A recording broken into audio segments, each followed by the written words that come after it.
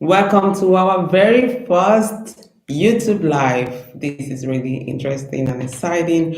We have been doing a lot of Instagram Live, but this is a whole different level. And I think it's a way to really be more real with you guys and relate with you. So, Happy New Year! Because literally, this is the first time we're doing this. And welcome to Women's Watch Show again. 2020 last year was really a tough call for all of us. In the beginning, it was like, oh, how are things going to be? How are we going to get better? What are we going to do? But I think many of us turned it into something positive. And we learned so many things about us that we don't even realize that we have, or things that we know that we can do. So, in that way, in some sense, it has really been positive. And come to think of it, some businesses, of course, are suffering. Some businesses are, you know, doing well or thriving, but again, some have turned it to a positive thing. So today, I say this is the very first YouTube live we're doing. I'm super excited to share a bit of my story, my never told stories, because the journey is not as beautiful, as glamorous as it looks. And I believe in storytelling. I believe in carrying another woman along to the process. It's not just the finished work, it's about the process. What makes it to be how it is right now. I'm not even halfway where I aim to be, but I think it's important to share the stories to actually, show the next woman that you are doing enough. It's not that easy as SM make it look. It's not that fast as they make it look. So I'm gonna be sharing a bit of my journey, a bit of my challenges, a bit of how I kind of knock those heavy walls down, and I am here today. So yes, welcome to Women's Watch Show, first YouTube live. My name is Clara Kronberg, and I'm a girl who grew up from Onitsha, Nigeria. Today I live in Marbella, Spain, and I'm gonna start with who is Clara. Who is Clara? Clara is she's a mother, she's a daughter, she's a daughter, she's a mother, she's a wife, she's an entrepreneur, she's a survivor, and I'm a conqueror, I'm a winner. That's why I see it. But what makes me me? I believe I have passion to support women. I have passion to carry another woman along. I have passion to listen to another woman's success. Like I'm that girl who cries for another woman's success. You are doing so well. Like, oh, this is so good. Like, literally. So I'm that girl. Like, I'm that girl. I get goosebumps when I hear people's story and how they have turned the difficult times to, really success times, and really turn the story around. I'm that girl who feels, wow, so it's possible. So yes, like I said, it was not all glamorous. I grew up in Onitsha, Alpha Street to be precise. And from Onitsha, I'm one of those girls, obviously, my boys. I was one of those girls who wasn't really boys. And, boys were not all over me growing up. I'm one of those girls they call leftover. Like, if you hang out with your friends and they are taking girls, girls, or, like talking to girls, I'm one of those girls that guys never really walk up to. I don't know why. One is that they called me frog voice growing up because obviously I have a very deep voice, which is useful today, and I love it today. But then it was a thing of embarrassment because they called me frog voice. Uh, that's in my local language, it's called Onuawo. So if you're an Igbo person and you watch this, you know what Onuawo, when they call you Onwolo Onuawo, like Onua. That's the way it is. So it's like her voice is so deep. Well, that really played a role, kind of. I wasn't, somehow I was a confident child. I was a confident girl growing up, because at the end of the day, I always looked at like, oh, who my mom was really that big inspiration, telling me, you are, don't bleach your skin, you are this, you're beautiful. She was always, oh, my mom alone, only her voice alone will make you will not ever think of putting on bleaching cream on you, as in to change the color of your skin, or to try to do anything that is not, that change anything about you. She just wants you to love yourself, and she sings it like a song every single day. So in that way, yes, it affected a little bit, the whole own voice, frog voice thing. It affected a little bit of my self-esteem, but thank God I have my mom. She was really that greatest inspiration I could ever imagine growing up. So she was there, a strong mentor, and she really, built that up for me. So, but how did I overcome, being, how did I become self-confident? Again, my mom played that big role.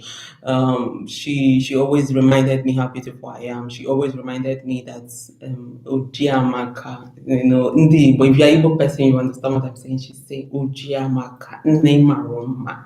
Then go to see, she will say, see how you are, you're so beautiful. That's kind of mom I had. So bless her soul. She passed away 2017, but I think that really helped a lot. And I've always fronted myself. I was one of those girls that, even though I had done my own war. The advantage of the owner or the frog voice I'm talking about is that when I was growing up, we had this block rosary. We go to the, talking to, I love, standing in front of the other kids and explain, like, talk about life inspiring things with Bible versions. I turn it to real life things. I had no idea what I was talking about, but then it made sense, because my voice was loud. And if I'm talking, if you're like, we're living on the street, anybody in the next 10 streets will hear me because of the, obviously, frog voice. So that was, I think it helped, because then I became that girl that, if you go, if there's a big congress, they would call me for it. I was into debates. I was into, I love using the mic. I love it so much. And then I would come out and say, my voice is like, it's like, again, how do you say it in English? I have no idea. So once I say it, you will know, oh, that's Clara, that's Chizoba. They call me my local name then. So yes.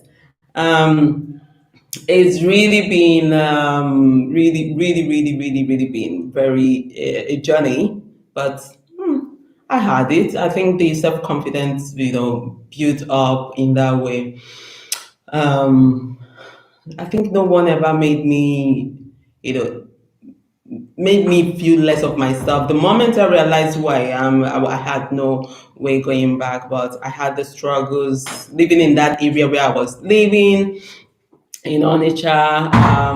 Of course, I wasn't, again, I mentioned I wasn't attractive to boys. So the only thing is to say, when this place is not for me, I need to find a way, because when you see things that happen in that place, when you see girls' lives that's wasted, when I say that place is like, we live in Alpha Street. Anybody that grew up in Onitsha, if you watch this, you will know where I'm talking about.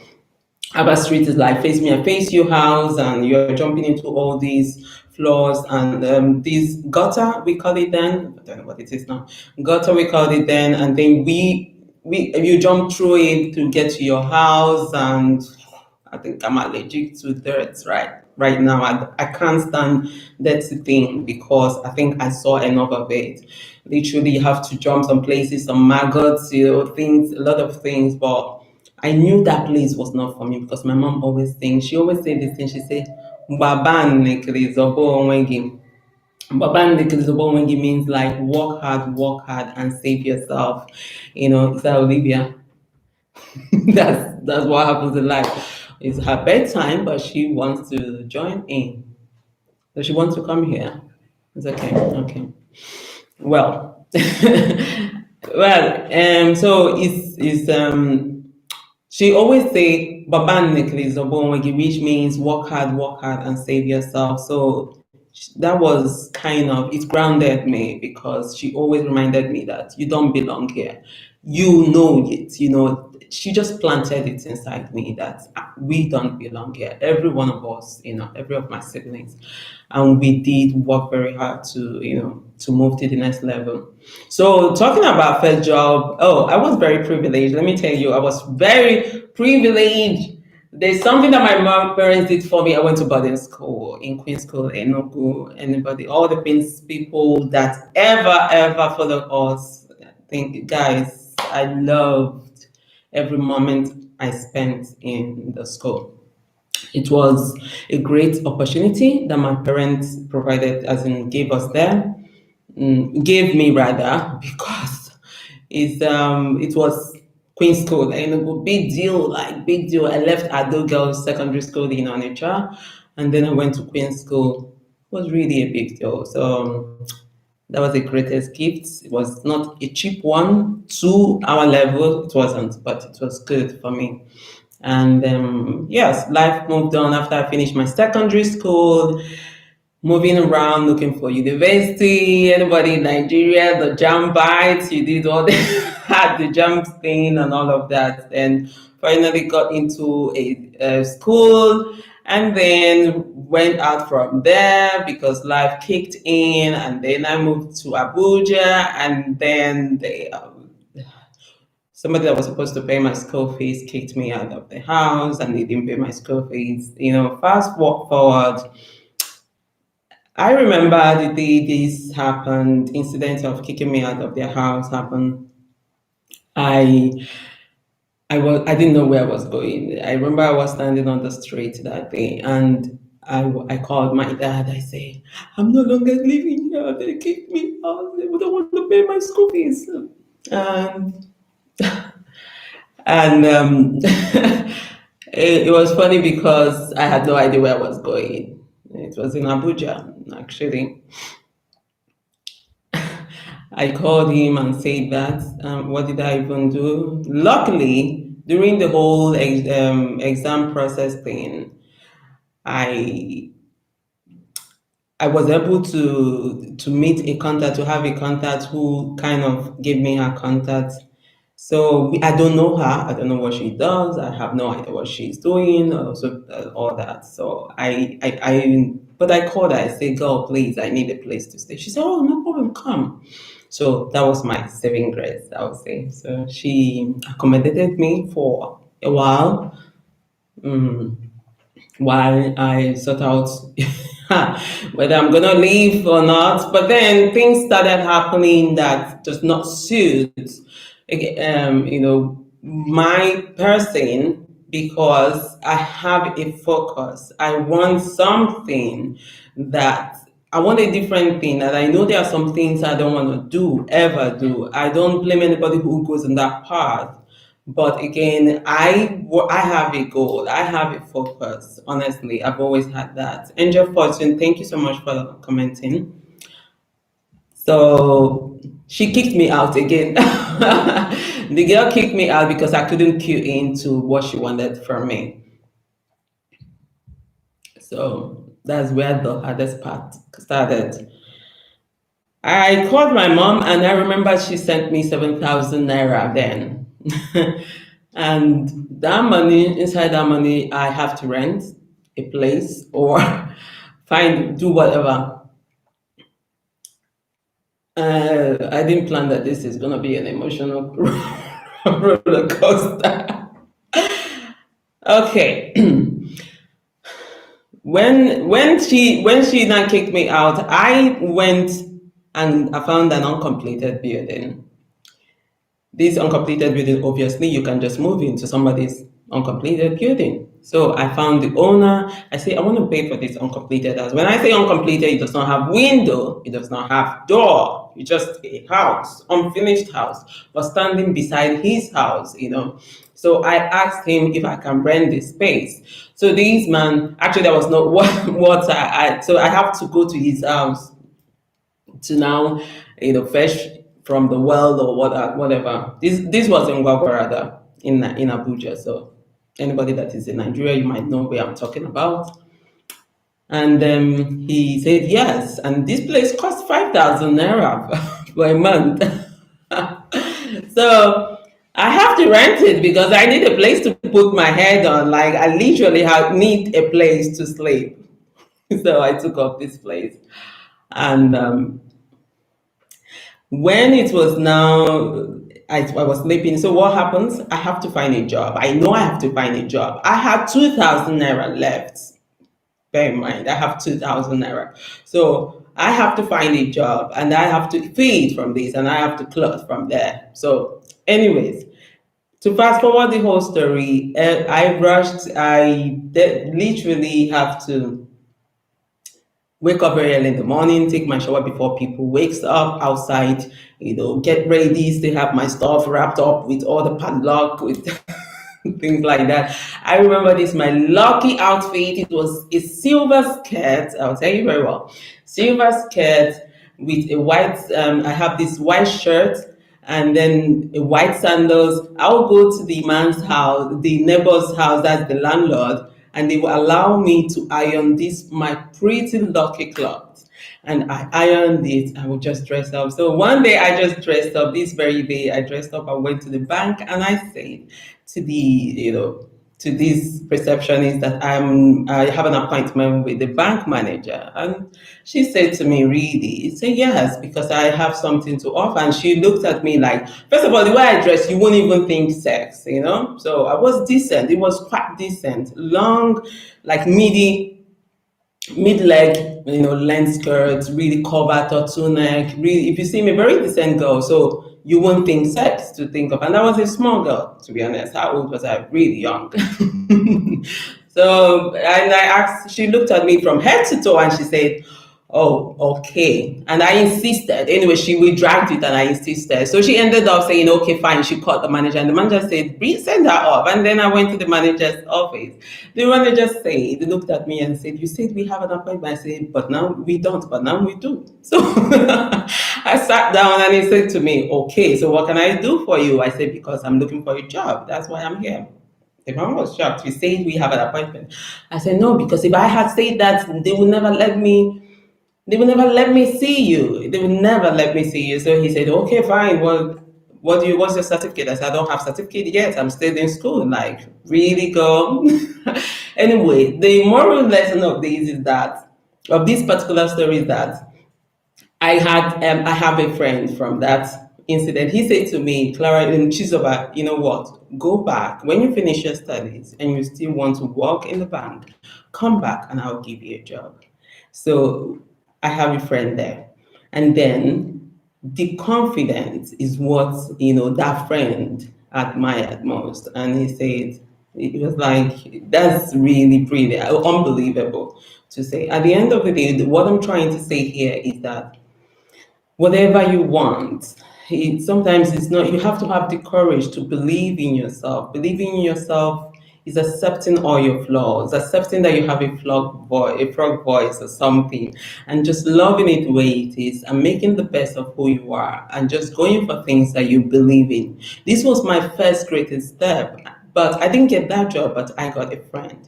And from that friend, I moved forward to, I found another job, and that friend led me to a life-changing job. Life-changing job. When I mean life-changing job, that job changed my life, opened a lot of opportunities for me. So you have to put you have to put your leg ahead. You have to, be able to see the opportunities around you to turn them into possibilities. Well, it's really interesting because if you're always waiting for people to invite you to the table, you might never get that invitation. So you have to create your own table. You have to create your own banquet, hall of banquet. But will it happen overnight? Hell no. It takes time. It takes courage. It takes self-belief. It takes self-acceptance. It takes working on yourself. Again, I'm not even half where I aim to be. Not even half. But I've evolved. Look at me. That girl from Onitsha, from Alpha Street. So,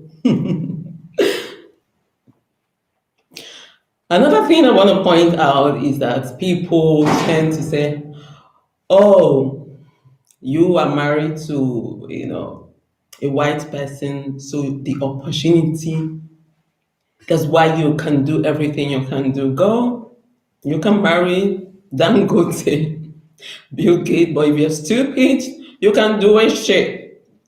So sorry, they're telling me not to swear on live. So that's the truth. And if you're married to the richest man in the world and you do not have anything here, you can't do anything. So you have to put your act together. If you want it, hey, all of us don't have to be entrepreneur, which is a word I think is overrated because they don't tell you the stress, the real hustle. They don't show you the real hustle behind the hustle, behind the glam rather. So it comes with a lot of things. So that thing of yes, I'm married to a man whom I love with all my heart, who loves me as well. But the opportunity, if you're looking to marry any kind of person, or if you're looking to be with any kind of person, you have to put yourself in a position where that kind of person have to meet you. So whether work-wise, relationship-wise, things like that, you have to position yourself for those opportunities. And you have to be able to see them in order to turn them into lots and lots of possibilities. So, thank you so much for that comment. She said you have to have the courage to step out of your comfort zone and chase your dream. Exactly. You have to. It does not happen overnight. Thank you for that, Coach. So I really appreciate it. Well, what's my next question? Because I didn't expect to go into emotional roller coaster. It's just quite interesting. And I would love one day to show you guys actually where I grew up. Most people knows it. So if you're in Nigeria, Onitsha, you might know where Alpha Street is. Just take a walk. Just take a walk. Might be something that is inspiring as well to you. Okay, my next question here is, did you do it all on your own? Or do you think we need other support? Oh, you can't do it all by yourself. First of all, you have to know what you want. What if you know what you want, then you can be able to create a team that makes it happen, that brings those vision to life.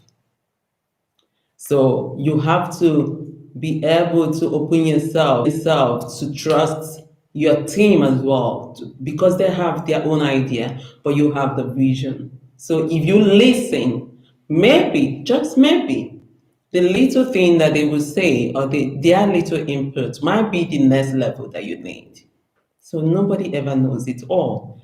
That's why I always use this word. You can never use it enough. Evolving, becoming, being, just grow. So you can't use it enough. So it's teamwork. What do you do to keep motivated?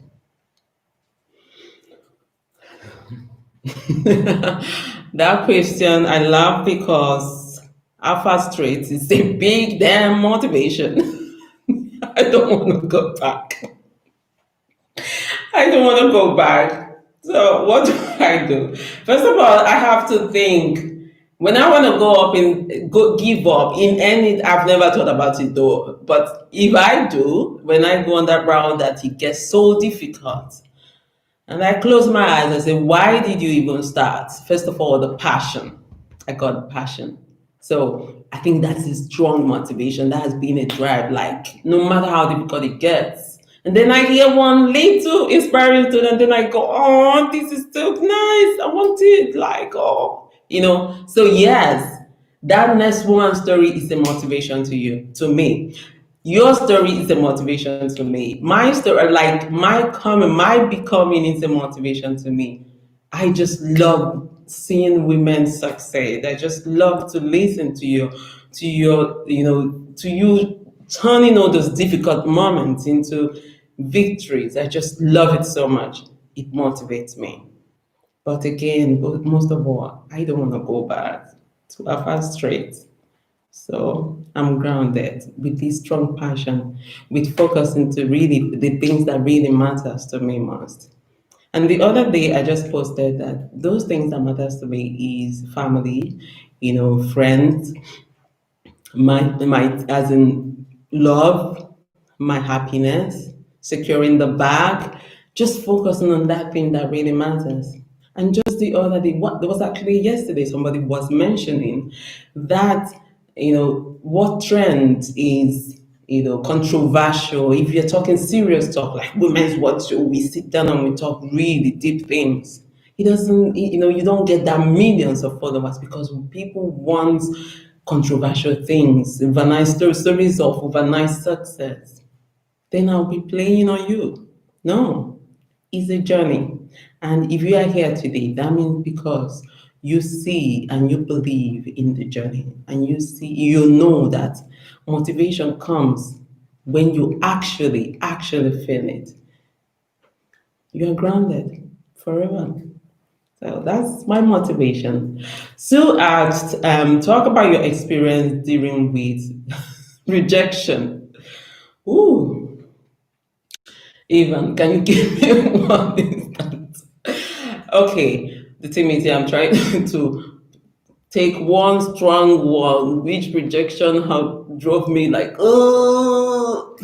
But you know what? I actually don't accept rejection. I actually don't because I see it as motivation. I might cry. I cry. I cry. Yeah. First of all, like I go back into my shell. It's like shh. It's like a snail. I just shrink. I just go back, and then sometimes I cry, and then I ask why. What am I doing wrong? And once I've asked these questions, and I've given myself the answers I need, and then I'm back like I've never left. Actually, that back never lasts for 24 hours because now, time takes and time is money. And time it means things are wasting. You can't just lie down there and cry your way through success. No way. No. I'm not down for self pity. No. You reject me, on to the next. I'm this person who always say to my team, like, what's the worst thing that can happen? Like, I say, I need you to send message to, like, are you sure, Clara? I say, yep, send it. They say, what's the worst thing that can happen? They say no. They say no, then on to the next. So yes, it will hurt me, but it doesn't last 24 hours, I promise you. I'm on to the next. And in fact, and I will show you that you say no to me, wait, I'll show you. So it's literally a motivation, like it's a motivation. It triples my zeal. Like I'm coming back to knock it all off. So when I say I build banquet of a banquet, that's what I have, not just a table. Is because I've many times been rejected on a table because I wanted just a piece, just a little part of the table when I didn't even see that what I am is a whole banquet. But it took time to be here, and you have to allow yourself to grow to it. I believe it's growth. I believe it's a process from experience. So you can turn your rejection into powerful tool of motivation if you want to. I really like this life actually. We should do more of it. because there's no editing here. So all these things is gonna go like like this. Well, what's my next question?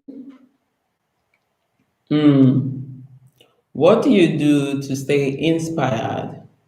Hmm. I think it comes also with my, with the motivation again, because I'm inspired by my surroundings. I'm inspired by the people around me. I'm inspired by, bless my mom. Each time I see her, inspiration, it flows because the past, the 3 months before she passed away, we spent time like we never did. And there's so many things that she left behind I need to share with the world. I believe that she would have loved to stay and see it happen. And those are the things, there's so many things. She lived a modern woman life without even knowing it. So I'm inspired daily by her, not even being here, but here. I'm inspired daily by my team, my child, my home, the next woman. I'm always inspired, and I believe that the next woman is just it's like a treasure. Every woman has this treasure in them. You only have to see it, and that's what I do. Maybe it's naive to think of, but it is what I believe, that every woman, inside every woman lies a treasure. And you can actually see it if you open your eyes. Everybody has something good to offer. So I'm inspired by the good in people every day.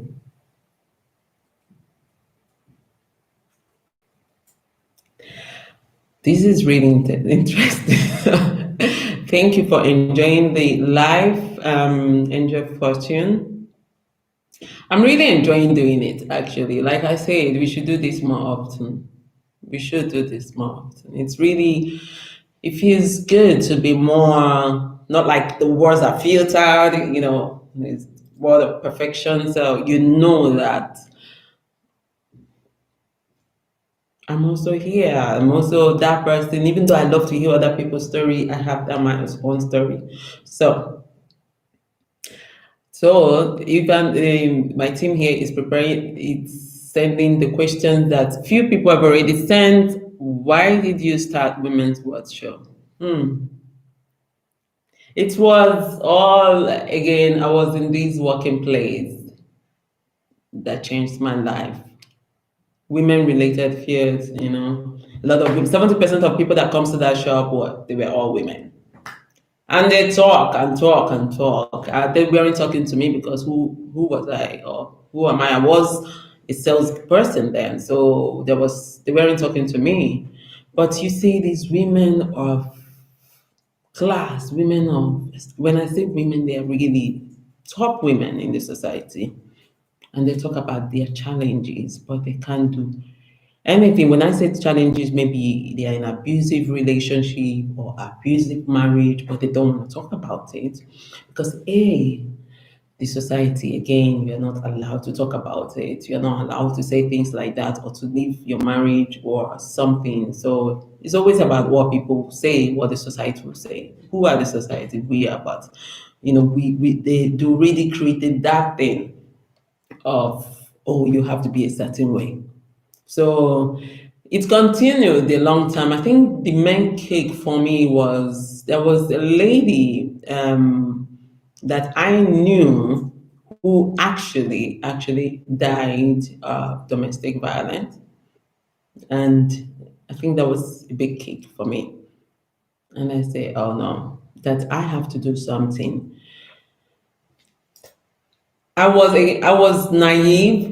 I was young and passionate to actually create, a platform where women can come and sit down and talk about their problem without even anything, just saying, okay, what would they say? Just come and talk about it. That was what I was thinking.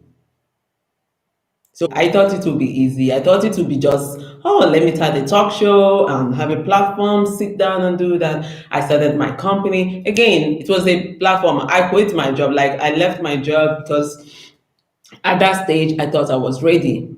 Financially, yes, I was ready, but was I ready in terms of intellectually? Not really. I didn't know a shit. Sorry, I'm saying sorry to the team for saying a shit.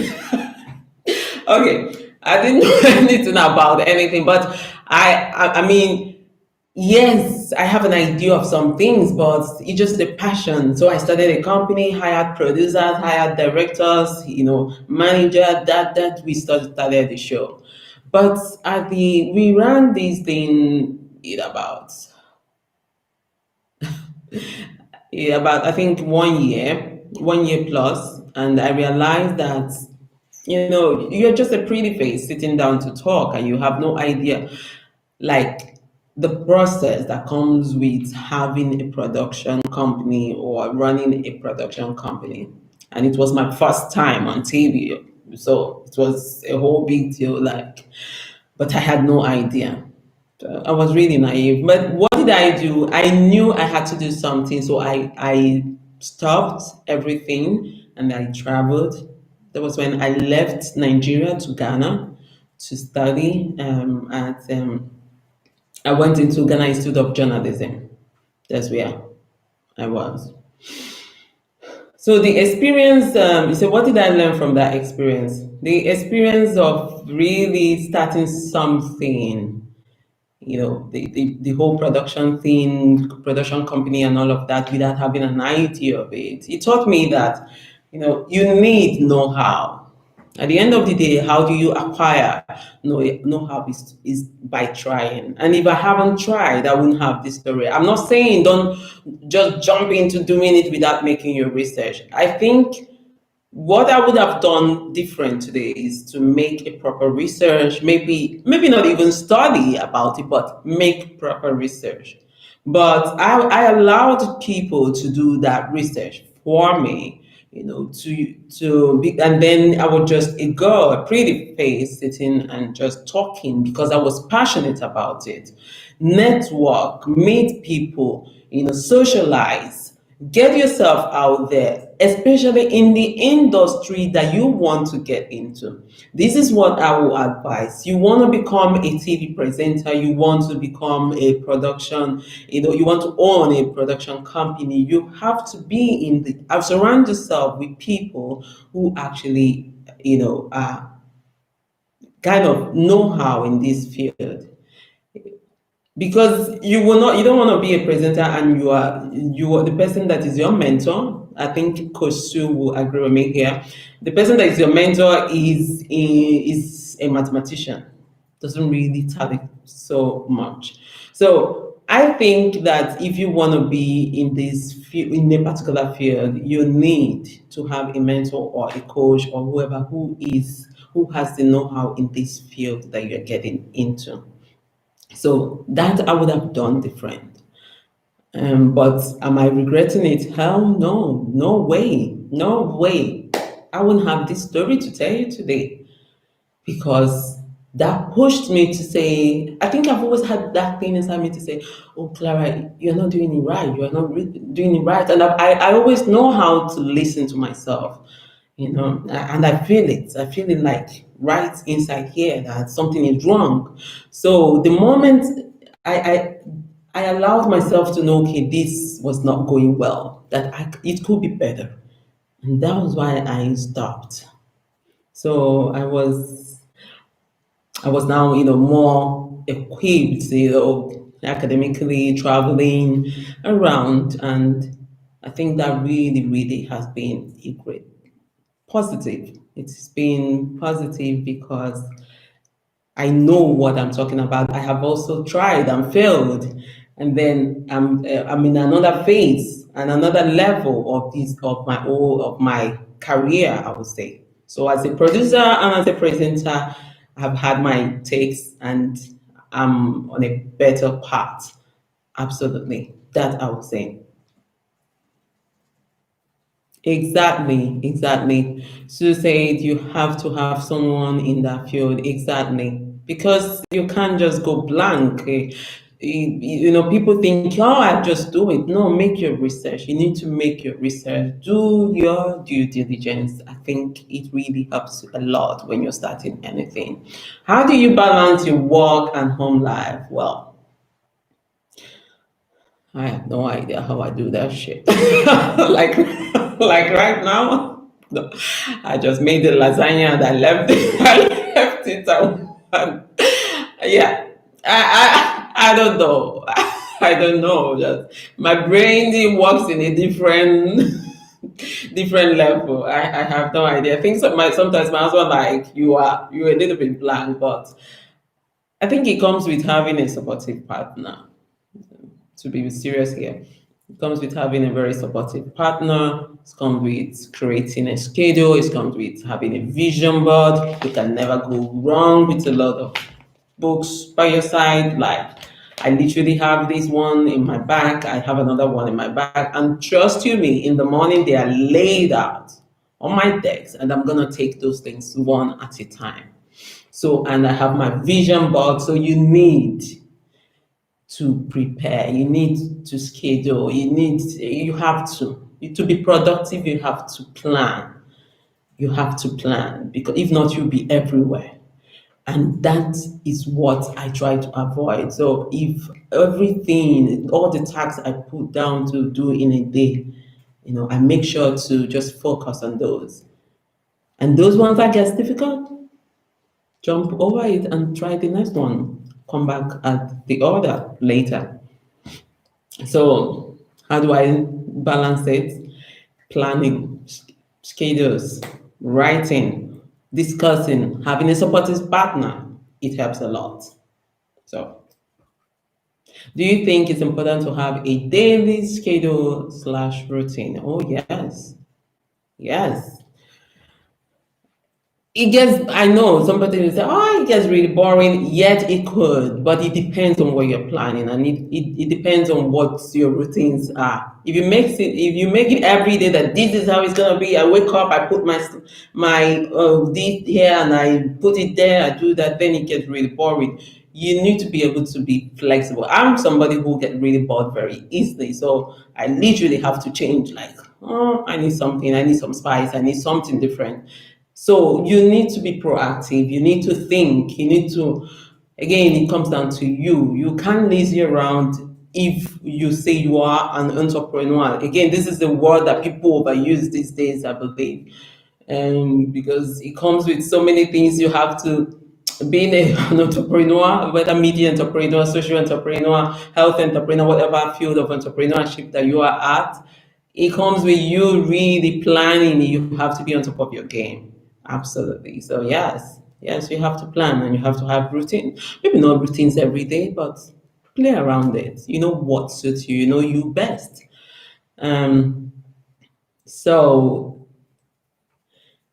I think again when I the whole story that this part of my stories that I've never told are quite interesting because I think is it's very good for me to share this highlight of my life for you to understand that yes, I'm also a person, I'm also a human being like you, and I have a story, and this is something that a lot of people should be very intentional about to put out on SM. Even though we post all those beautiful finished work, we should remember to make sure we carry the next person along, to understand that is not that glamorous. It's not that easy. It comes with so much things. It comes with so much devotion, dedication, sacrifice. You have to one. You sometimes you can't have all. And if you're an entrepreneur, you want to start a business. Maybe you have some amounts of money and you want designer bags. Maybe you can really have all the designer bags, so you have to sacrifice from this side to be able to invest in some in this side. So it comes with so many. You really find what works for you best. and making sure that you're not just following, chasing clouds, like they say. So you are on your own path, as in you're going according to your own pace, on your own, your journey, your way. Just focus on what really matters to you. Live innovation tips: do you your own way, follow your own path. The basic thing, yes, coronavirus is affecting, as in the pandemic is affecting the whole, a lot of business today, but turn it into positive. Find a way to make it positive. Make use of the social media in a positive way. You can socialize or network these days outside. Find a group online to join and develop friendship from there. You cannot go out to restaurants to eat to restaurants to eat. Find a way, to communicate with people. Often be intentional about, communicating with people without thinking, oh, we have to physically see. And we have a lot of limitations, but we are creating our new norm today, and you too can do that. Create the norm that feels good for you, because what feels good for me is not, good for you, or will not be good for the next person. um okay, we have some tech issue here. Can you fix this, please? Yes. So businesses, we're talking about, the challenges about businesses are having difficulties. A lot of things are happening, with people not sure what to do, where to advertise their product, how to sell their product online. Invest in online adverts. You have Women's Watch Show to do the same. You partner with us. We are open for a lot of partnership. You partner with us, and we make things. We have different ways that we can work with you. So find out the platform, the network, that works with yours, and work with them. So find a community that is suitable for you and do that. It's really been really, really, I think to create a community is quite interesting. So if you find a way to create a community that you are consistent at being, communicating with, it will really be good. It will go a long way for your business or for whatever you're doing. Again, not everybody have to be, entrepreneur or have to work, but your story is your own to tell, your own way, anyhow you want it. And you have the right to write your own story, your own way. So I hope I have been able to really share a bit of, insight of my journey. Some things have grounded me, like living in an uncompleted building, like, taking a bold step, going to a bank when I had no certificate at all to go and get a job. But I got a friend, and that friend got me to the next level. When I mean a friend got me to the next level, is because this opportunity has been there. And when something happens, that person will remember you. Maybe, just maybe, it's, oh, I have somebody who actually will be good for this, and then they will call you up. Position, position, position. You can never go wrong with that. Position yourself for opportunities. Be open for opportunities. Turn opportunities to possibilities. You never know. You knows what you want, and you can go for it your own way. Again, this has really been a very interesting live streaming. We should do it more often. I think it's almost 1 hour, and we are going to be cutting very soon. So don't forget that Women's Watch Show new season will be coming up very soon in March. But we are here. Catch up all our episodes, catch up our previous episode. We are on social media, Instagram, Twitter, Facebook at Women's Watch Show. and you can catch up on all our, get inspired with our daily posts. We are there, like literally there all the time. We are replying all your messages. We are coming live with a new season in March on RTV Marbella, Spain. If you want to advertise your product or be a sponsor for the next episode or for the next season rather, please get in touch at info@womenswatchshow.com. Go to visit our website www.womenswatchshow.com. Thank you so much for tuning in today. It has really, really been interesting getting to chat with you guys. And I think I've shared a bit of me that I don't talk about quite often. Now you know I was once called a frog voice, which I'm now making use of. And this is Clara Kronberg, Women's Worship, because that's how the voice sounds like. Why do I always say that? Welcome to Women's Worship. So that's my frog voice, and I know you love it. Thank you so much for tuning in today. I'll see you on our next live, but stay tuned with us here all the time on all social media platforms. Natasha, hello. Hi, darling. Oh, this is nice. Thank you for tuning in, darling. Thank you.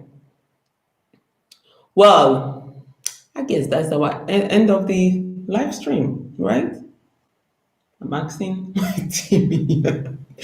Okay, that's the end of the live stream. Tune in to subscribe to all to YouTube channels. Subscribe. We'll do more of these. Ask questions. We'll make sure to answer some of them as often as possible. We answer your questions all the time, not as often as possible. Just message us your questions. If you want us to do live stream, just come up with a theme that you want us to talk about. We will schedule it again and come back again. I think I really enjoyed this. We should do it more often. Yes. All right, guys.